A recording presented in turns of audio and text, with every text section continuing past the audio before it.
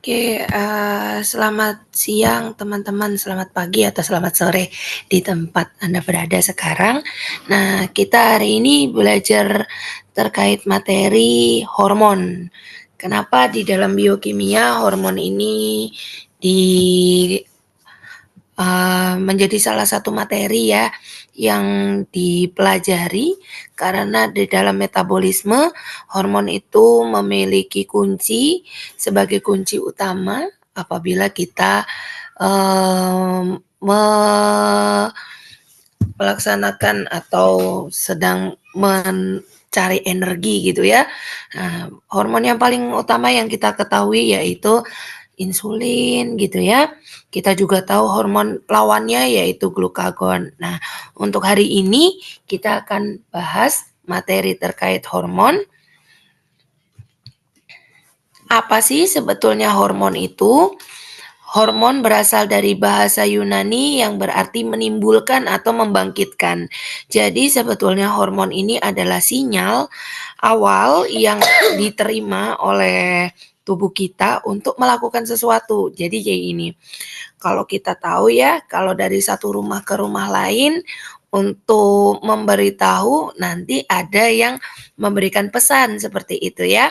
Nah, maka hormon ini adalah pembawa pesan seperti yang kita ketahui kalau kita pakai handphone misalnya ya, muncul pesan untuk melakukan sesuatu. Nah, hormon itu bekerja yang sama. Jadi, hormon adalah suatu zat kimia yang bertugas sebagai pembawa pesan atau chemical messenger. Hormon ini terdapat dengan konsentrasi yang rendah dalam cairan ekstrasel, biasanya itu dari 10 pangkat min 15 sampai 10 pangkat min 9. Hormon disekresi oleh jaringan-jaringan tertentu untuk masuk ke dalam darah. Tapi ada juga beberapa hormon itu yang tidak melalui darah. Nanti kita akan bahas. Nah, hormon itu termasuk keilmuannya adalah endokrinologi. Oke. Jadi kalau kita lihat sekresinya tadi kan disampaikan kalau dia melalui darah. Maka hormon ini disintesis ya untuk dilewatkan darah maupun lewat saluran lain begitu ya.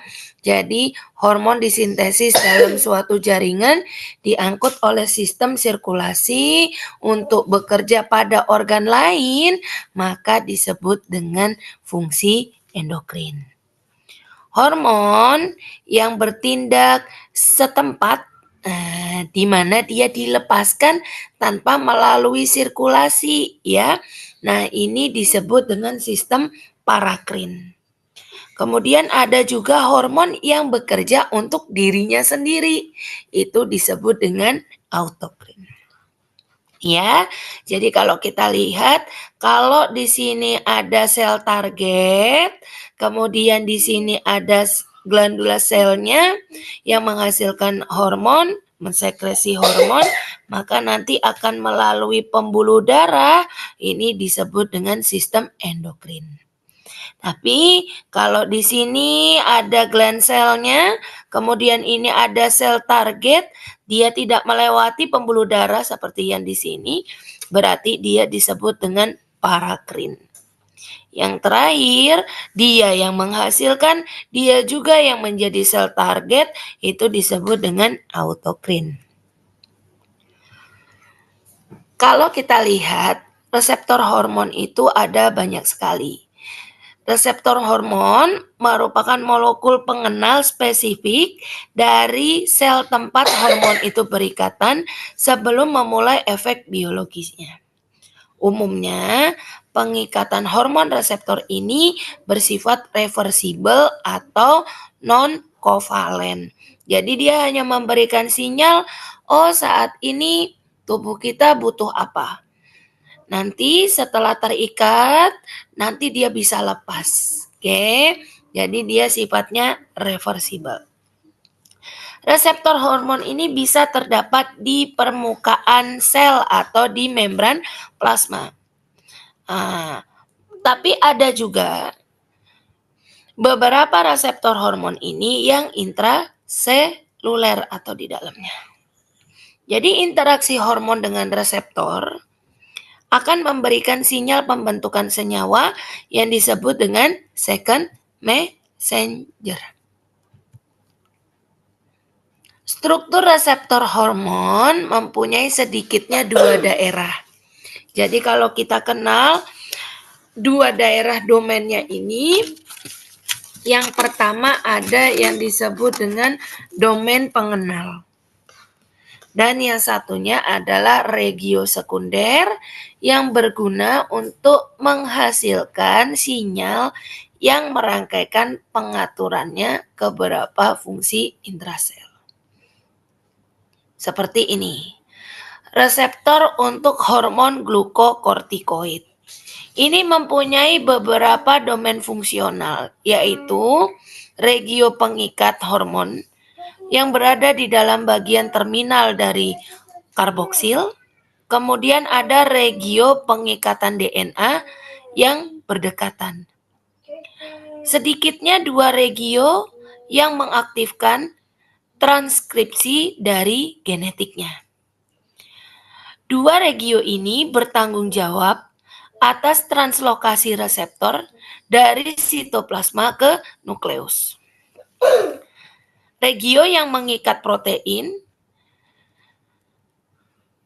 akan renjatan panas tanpa adanya ligan. Jadi ini kalau kita lihat domainnya, maka nanti ada reseptor-reseptornya di sini. Salah satunya misalnya di fungsi domainnya ini ya. Ini ada reseptor glukokortikoid, kemudian ada androgen dan lain sebagainya. Jadi kalau kita bagi klasifikasi hormon itu ada 4 ya, ini ada 4 kunci. Di mana yang pertama itu ada hormon yang sifatnya dari turunan kolesterol, disebut dengan golongan steroid. Kemudian ada yang turunan dari asam arachidonat yang disebut dengan golongan eikosanoid. Selanjutnya ada yang dari golongan asam amino dengan molekul yang kecil, disebut ini salah satu contohnya ada tiroid, kemudian ada yang golongan katekolamin. Kemudian ada juga yang golongan polipeptida atau protein, salah satu contohnya adalah insulin, glukagon, GH, dan TSH. Seperti yang tadi kita sampaikan, hormon di sini bekerja juga di dalam metabolisme, utamanya untuk mendapatkan energi. Hormon yang bekerja di bagian dari energi itu ada insulin dan glukagon. Berdasarkan sifat kelarutan molekul hormon, itu ada yang sifatnya lipofilik atau bisa larut dalam lemak, sedangkan hidrofilik yang sifatnya larut dalam air. Hormon berdasarkan lokasi reseptor hormonnya, itu ada hormon yang berikatan intraseluler dan ada yang di permukaan dari sel atau di membrannya. Jadi kalau kita tahu seperti itu, fungsi hormon ini sebenarnya apa sih? Fungsi hormon itu mengatur seluruh bagian ya dari kinerja tubuh kita. Beberapa ada yang di metabolisme seperti tadi insulin dan glukagon. Ada juga yang mengatur pertumbuhan sel dan jaringan. Denyut jantung, tekanan darah, fungsi ginjal gitu ya. Nah, ada juga yang mengatur pergerakan saluran gastrointestinal atau pencernaan. Kemudian ada yang dia mendukung untuk sekresi beberapa enzim pencernaan, laktasi, dan sistem reproduksi. Mama. Gitu ya. Nah, kerja hormon pada tingkat sel dimulai dengan pengikatan hormon dengan reseptor spesifiknya yang terletak pada permukaan sel atau di dalam sitosol sel target. Reseptor adalah molekul pengenal yang terikat pada selnya. Reseptor tersebut mempunyai kekasan dan afinitas kuat bagi molekul hormonnya.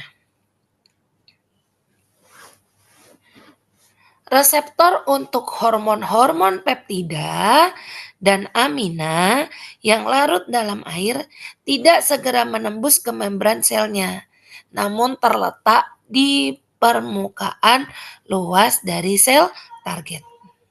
Ya, jadi ketika hormon berada di dalam sel target, ditempati oleh molekul hormon, ya, reseptornya akan menjalani perubahan yang khas untuk membebaskan beberapa molekul yang membawa pesan intrasel. Biasanya disebut sebagai pembawa pesan kedua atau second messenger. Pembawa pesan ini meneruskan isyarat dari reseptor hormon ke beberapa sistem enzim atau molekul di dalam sel yang membawa perintah-perintah berasal dari hormon. Pembawa pesan intraseluler dapat mengatur reaksi enzim yang khas atau menyebabkan gen dan serangkaian gen yang tidak aktif menjadi terekspresi. Oke, jadi kita coba lihat ya untuk kerja hormon sebagai berikut. Gak mau ya? Mama. Bentar. Oh. Oke. Gak ada sinyal. Oke, kita lanjut. Kita lihat ya kerja hormon ya. Mana ya?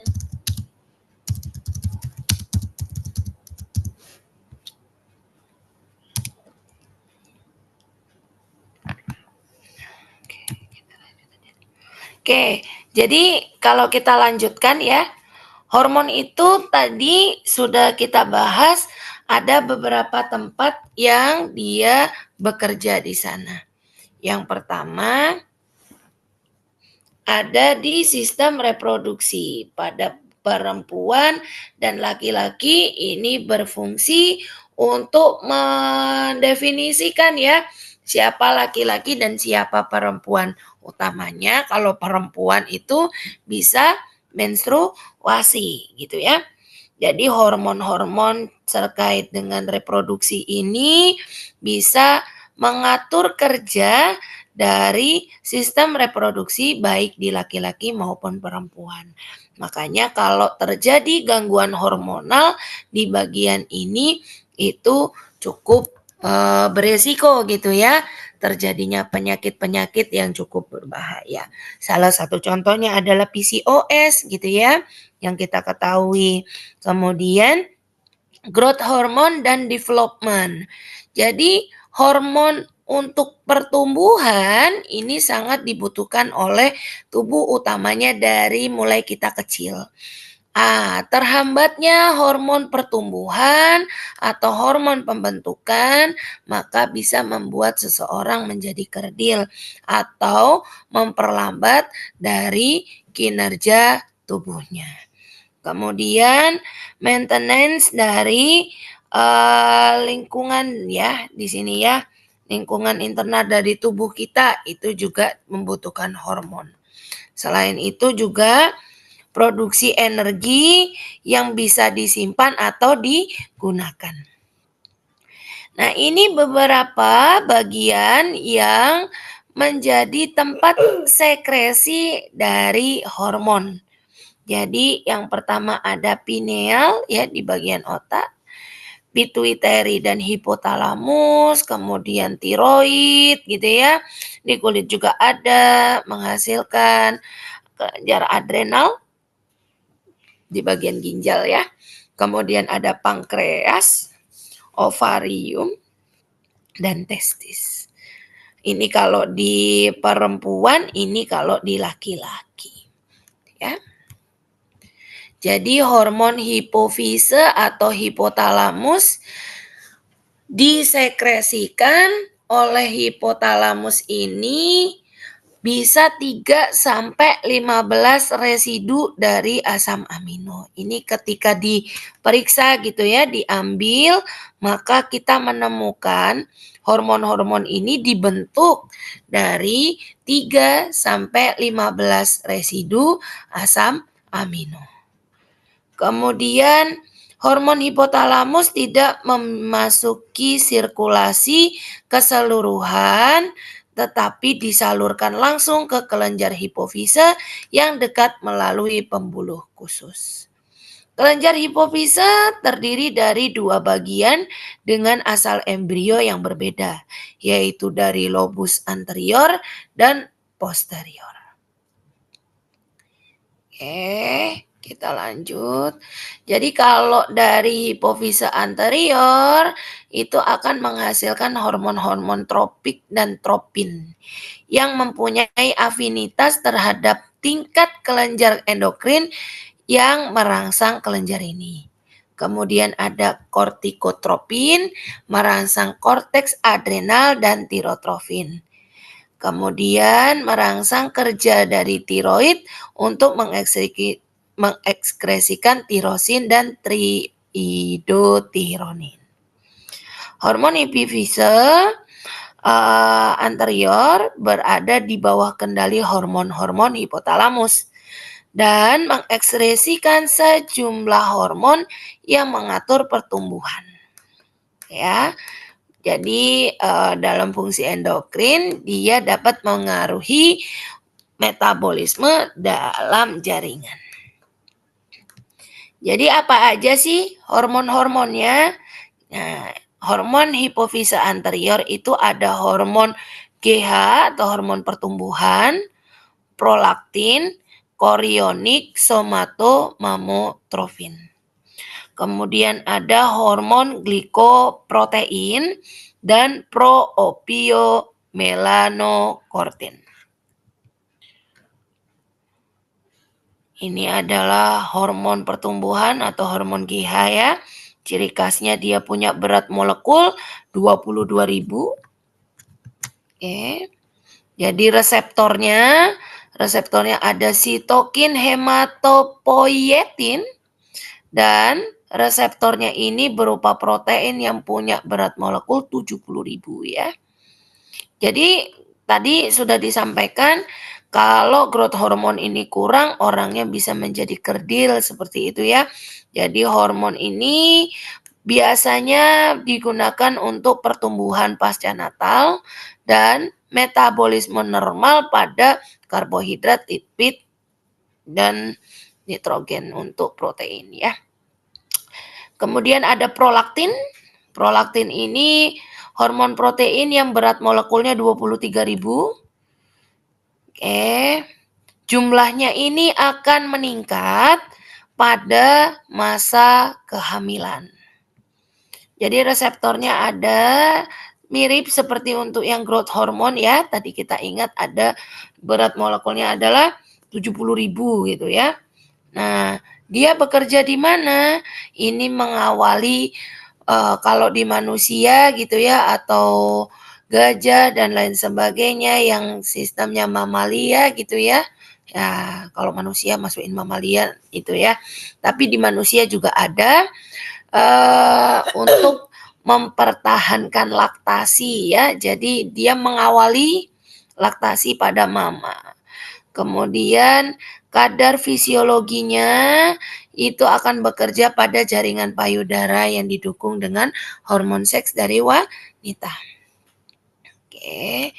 Kalau ini berlebih, maka bisa terjadi ginekomastia atau bahkan kalau di laki-laki prolaktinnya misalnya tinggi, ini bisa terjadi impotensi, gitu ya. Nah, oke, mungkin kalau kita singgung sedikit ya, hormon itu sebetulnya kelengkapannya sama di antara perempuan dan laki-laki. Perempuan juga punya testosteron, laki-laki juga punya hormonnya perempuan. Hanya saja kadarnya itu dibedakan. Kalau perempuan-perempuan strong gitu ya, nah yang kita ketahui ya, nah itu biasanya punya hormon untuk testosteronnya cukup tinggi. Nah ini juga beresiko pada perempuan. Laki-laki juga sama, ketika dia memiliki estrogen yang cukup tinggi, maka dia juga akan beresiko gitu ya.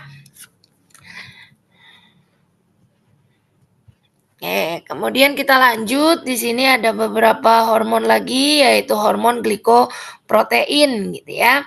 Nah, hormon ini bekerja untuk apa? Hormon ini perangsang tiroid atau TSH, ada juga hormon-hormon luteinisasi atau LH, hormon perangsang folikel, dan chorionic gonadotropin. Oke, hormon ini kompleks dan ditemukan bersamaan dengan 4 hormon tadi. Oke, jadi hormon gonadotropin, FSH, LH, dan HCG ini tadi bertanggung jawab untuk gametogenesis. Ini hormon-hormon yang mungkin kalau di psikologi juga dipelajari ya. Jadi terkait dengan oksitosin atau bahagia, vasopresin untuk kesedihan gitu ya. Oke, jadi di hipofise posterior itu menghasilkan 2 hormon yang khas. Hormon ini ada yang namanya hormon oksitosin dan ada hormon vasopresin. Hormon ini diproduksi di hipotalamus dan diangkat lewat aliran aksoplasmik yang ujung-ujung sarafnya itu masuk ke dalam hipofise posterior. Setelah mendapatkan stimulasi ini, maka dia akan dilepaskan ke sirkulasi darah. Biasanya kalau kita gembira gitu ya, nah rasanya kayak jantung kita berdebar-debar dan lain sebagainya. Itu karena oksitosin itu bisa memberikan mempercepat aliran dari darah. Beda dengan vasopresin, kalau vasopresin menekan. Jadi kalau vasopresin itu bisa disebut juga dengan hormon antidiuretik gitu ya. Nah, itu berat molekulnya adalah 19.000. Bentuknya tidak terikat pada protein dan waktunya sekitar 24 menit. Fungsi fisiologisnya utamanya untuk meningkatkan tekanan darah dan meningkatkan penyerapan kembali air di dalam ginjal. Kekurangan dari sekresi vasopresin bisa menyebabkan diabetes insipidus.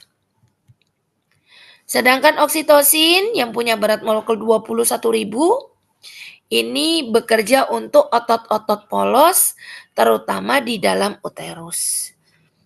Oke, ini merangsang sel-sel mioepitel mengelilingi alveoli mami selama laktasi. Gitu ya. Makanya kalau mama-mama